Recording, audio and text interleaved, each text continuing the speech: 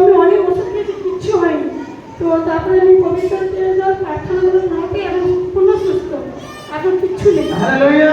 দেখো বলছে এক বছর 2 মাস, 1 বছর 2 মাস ধরে হাঁটুর প্রবলেম ছিল, হাঁটুতে পা খুব যন্ত্রণা হতো, এই বুড়ালি জায়গা সেখানে প্রবলেম হতো। আর এখন সম্পূর্ণরূপে সুস্থ, কোনো অসুবিধা হচ্ছে না, কোনো যন্ত্রণা নেই। বাড়ি কোথায়? ঢাকাল। ঘাটাল, বাড়ি ঘাটাল। দেখো পরমেশ্বর চমৎকার করছে প্রভু যিশুর নামে। Next hallelujah. প্রফেট জেরমিয়া অনেক বড় সাক্ষী, এবং সাক্ষী দিচ্ছে যে 1 বছর ধরে এর স্বামী ইনাকে টাকারও বন্ধ করে দিয়েছিল। এই মা বলছে যে এখানে আসাবে এবং আমি ভবিষ্যৎবাণী রিসিভ করার পরে এই দিদি, এই মায়ের স্বামী 1 বছর ধরে টাকা পাঠিয়েছে। হালেলুয়া। হালেলুয়া। তাকে শুনুন আমাকে।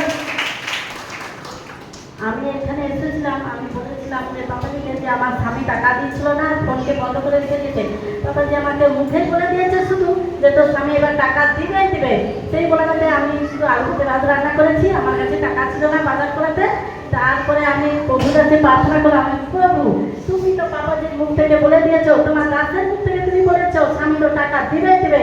এই বলে আমি প্রার্থনা করে কেঁদে বিছানায় শুয়ে পড়েছি। স্বামী তারপরে ফোন বলক খুলে আমাকে বলছে অ্যাকাউন্ট নম্বর পাঠাও, আমি টাকা দেবো।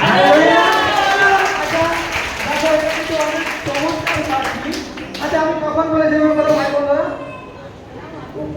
উপরে কি বলেছিলাম? এমনি মানে গিয়ে বলেছি যে বাবা যে আমার স্বামী তোমাকে টাকা পয়সা দিচ্ছে না, ফোনকে বড় করে রেখেছে আর কথাও বলছে না। তখন বলছে ও টাকা দিবে। এটা সম্বন্ধে আগামী সপ্তাহ। হ্যাঁ, দেখো আমার একটা খুব খেয়াল আছে, আমি এখানে মুখ থেকে শোনালাম।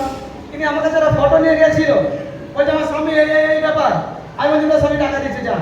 আর দেখো সাক্ষী আছে, বলছে হ্যাঁ টাকা দিয়েছে। কারণ এই জীবকে যিশু অভিষেক করছে। হালেলুয়া। আজ যা বলছি দেখো সেগুলো সাক্ষীর মাধ্যমে পিতা বদলে দিচ্ছে। কারণ পিতা তার ভবিষ্যৎ বার্তা দ্বারা সর্বক্ষণ কথা বলেন। আর দেখো টাকা পাঠিয়েছে, সে আলু সেদ্ধ ভাত খেয়েছিল কিন্তু এখন ভালো মন্দ খাবে, তাই তো? প্রভু আশীর্বাদ করুন, আরো অর্থ পাঠান এবং তারা স্বামী স্ত্রী এক হোক। প্রভু যিশু আশীর্বাদ এবং প্রভুর অনুগ্রহে দুজনের প্রতি সর্বক্ষণ বেঁধে থাকুন। আমেন।